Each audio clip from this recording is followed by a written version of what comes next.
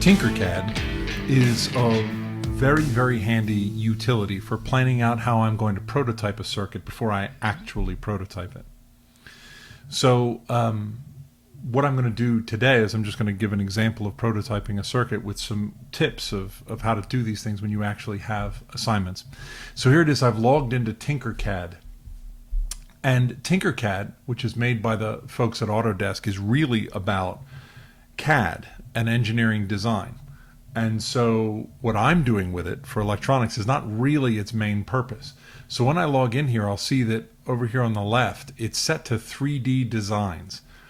And 3D designs is all about making, elementary CAD projects. That's not what I'm doing. So what I want to do is click on the circuits menu here on the left, and now I'm in the sort of circuits mode. As you can see, I've made a lot of TinkerCAD circuits, and all of them do really cool things. But today I'm going to be creating a new circuit, and so I can just click the Create New Circuit button. And now I'm given this big, wonderful blank space in order to build my circuit in. A couple things to note right off the bat is I have this listing here of possible elements that I can add into my circuit. It's not as complete as iCircuit is, so there'll be things that we can design in iCircuit that we just can't do in TinkerCAD. And up here at the top, it says Basic Components. I've found personally that it's best just to take that and switch it to All Components so that you see everything that you have to put in. Immediately I see resistors, capacitors, inductors, various push buttons and stuff, and ultrasonic sensors and things, the sort of things you use when you're working with Arduinos and might use in engineering projects, temperature sensors, LEDs, all sorts of fancy things, motors, servos, piezos, 7-segment display. These are new ones, a potato battery and a lemon battery. They just added that. Why specifically, I'm not sure. So the idea here is that I've already designed a circuit in iCircuit. In fact, this is the circuit that I'm going to do for you right now. This iCircuit is a 5-volt supply and a push button switch leading to an LED with a 220 resistor and then going to ground. This is what it looks like in iCircuit, and imagine that my assignment that I've been given is to actually build this thing in real life. That is to make a prototype of the circuit. So I'm going to do that here in TinkerCAD. The first thing that I'm going to need is a breadboard.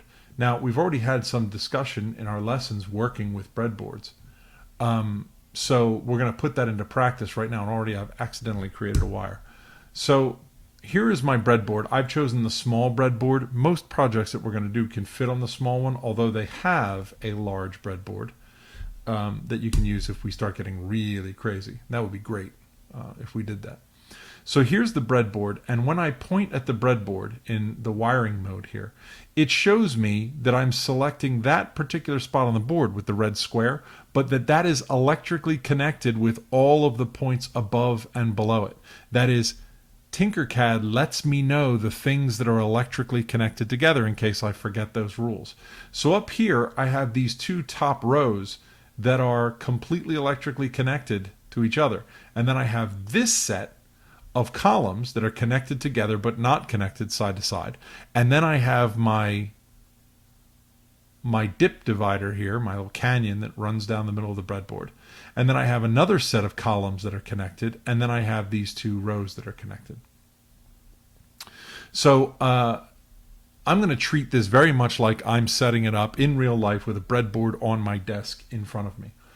So what I need is a bit of power supply. Now in our classroom we have fancy breadboards that come with their own power supply. But here I'm going to need to add it. So I'm going to come down to the power section here where there's a power supply. I'm just going to drag that power supply into the field right here. Now by default that power supply is supplying 5 volts. We can see right here in the little window. I can give it a name if I want to, but it's set to 5 volts and has a maximum current of 5 amps. That's going to be perfectly fine for what I want to do because the circuit that I'm simulating has a 5-volt rail. To create that 5-volt rail, what I'm going to do is take the positive terminal of this power supply and connect it with a wire over here to the red connection on the board. And there it is connected. Once I create a wire in TinkerCAD, I can straighten it up, make it look better. Bang. There it makes a right turn. You may want to color your wires when I'm in a rush. I tend not to do that. But I can change the color of this wire to red. And I can add another wire that connects the black terminal. So I'll draw it down, let up, pick up again, move over to here, bang. And then straighten out the corner real nice. So it's squared up. And then I'll select that wire and make it black. Now what I've done is I've created a ground rail, which is this black row here, and a 5-volt rail, which is this red row right here. Very often we'll build circuits where we have power above and ground below, or power above and below. And so a thing that I tend to do here with these is connect this red here all the way down to this red here. That turns out to be a handy way of running your TinkerCAD board. I'll connect this black here to this black down here and turn that black. Okay? Now I haven't built any of my circuit yet, but I have a breadboard that is powered and ready to go. So following the prescription of my I circuit here, I'm going to go from 5 volts to a push button. So what I'm going to do is anywhere along the 5 volts here, which is the red row, anywhere along this 5 volts, I'm going to drop in a wire that takes me into the field of the breadboard. Now, all of these points on the breadboard are also 5 volts. Now I need a push button.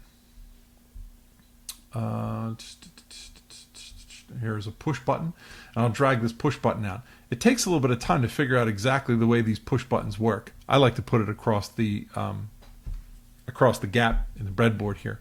When I push the button, the left side of the push button switch is then connected electrically to the right side of the push button switch. So I actually have 4 connections here to make the switch. So this switch can be doing 2 things at once for me, which is a convenience in more sophisticated circuits, but it's not something that I'll need now. So I've got my 5 volts to my push button switch here. Notice I don't need a wire that comes all the way up to the push button. This point here is electrically connected to that push button because all of these holes are electrically connected. What do I need next? From my push button, I go to an LED.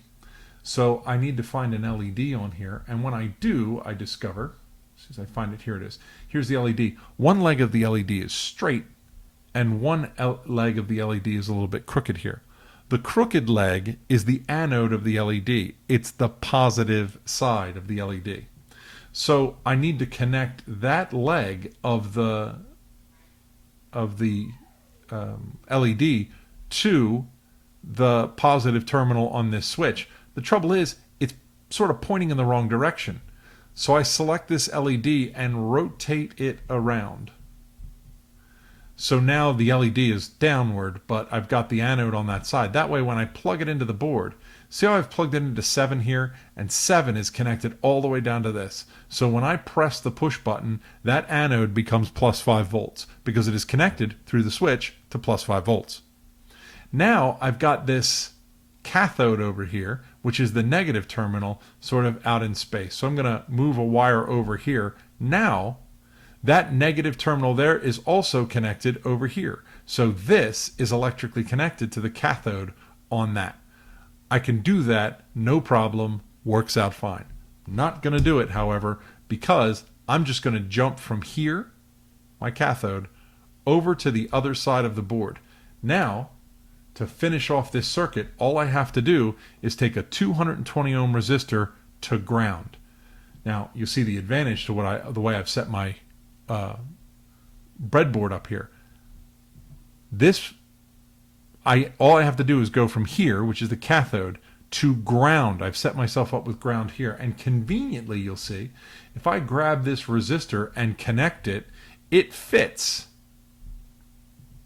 across the gap into ground. Of course, I've lost a position there, so I have to be a little bit clever how I set up how I choose to set these things up. But now this resistor is going from this row, which is connected to this row, which is connected to the cathode of the LED, and it's going to the negative terminal, which is ground.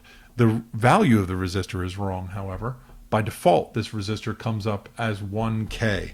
I want it to be 220. A thing that I think is fun about TinkerCad is that when I change the value of a resistor, its color code changes on the resistor itself to match the color code of a resistor that I've actually found in the lab. So now what I have here is a simulation of a prototype of a device that I could actually have sitting in front of me on the table, because I have breadboard and little wires and I connect things together with LEDs. The next step after building this thing in TinkerCad is to actually pull out my breadboard and assemble it. But having already designed it on the prototype board here, I get to make all of my mistakes ahead of time, and it's easy for me to make decisions about the most compact way to prototype a circuit. Here's an important warning. When I build circuits on a prototyping board, I want to build them with the shortest wires possible. I want to build it as compact and tight as I can. The reason is twofold. One, the wires that I use when I prototype a circuit aren't like the wires in iCircuit. The wires in iCircuit have zero resistance and create no effect whatsoever on the behavior of the circuit. In TinkerCad, these wires have resistance depending on how long they are, and in real life, wires would have a resistance depending on how long they are. So when you add really long wires to your prototype circuit, you're adding a lot of resistance that wasn't in the plan, and that can actually cause your circuit to behave differently. Also, wires create magnetic fields around them, and the magnetic fields can interfere with circuit behavior, particularly in the case of digital circuits. So now all I have to do is test to make sure that it's running. Here, if I have the start simulation button here, and now the simulation is running. I see that the power supply went up to 5 volts, but no current is being drawn. That's because the button is not pushed. When I push the button, the LED turns on. When I release the button, the LED turns off. Strange that the LED is not very bright. What did I do here? Oops, see what I did? I accidentally set the resistance to 220 kiloohms, which is a great deal of resistance. I want to have that instead be 220 ohms. So now when I push the push button switch, we see the LED glows very, very brightly. So if I were to go into the laboratory and build this thing on a breadboard, it would behave very much like this. It's not a guarantee, however, because this is a simulation. And as a simulation, there's some numerics that are going on. Now watch, for example, when I hold this switch here, it tells me that the current that runs through the whole circuit is 13.5 milliamps. If I have the same circuit built in iCircuit like I do here, and I turn the simulator on, by the way, this is not the iPad version of iCircuit. This is the Mac version of iCircuit that I'm running here. And I push the push button, it tells me that the current that runs through is 14.427.